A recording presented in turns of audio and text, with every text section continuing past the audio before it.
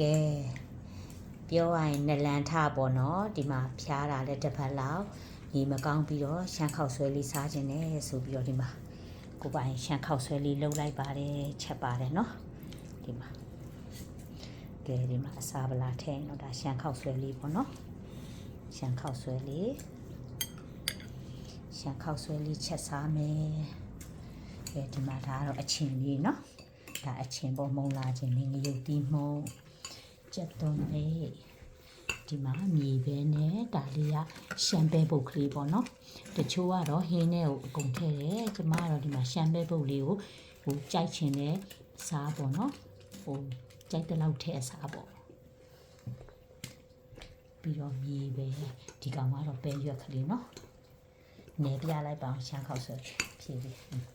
ကဲဒီမှာရှမ်းခောက်ဆွဲပုတ်ကလေးပါနော်ဒီမှာပဲကိုယ်ပိုင်လှုပ်ရှားတာပါ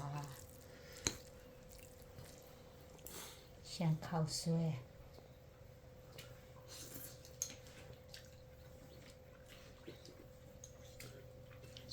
ဆွဲစားကြမယ်ဗျို့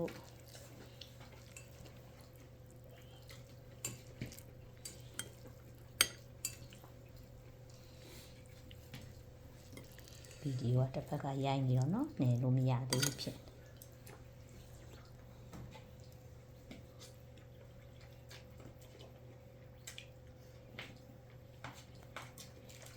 ရှမ်းခောက်ဆွဲပူပူလေး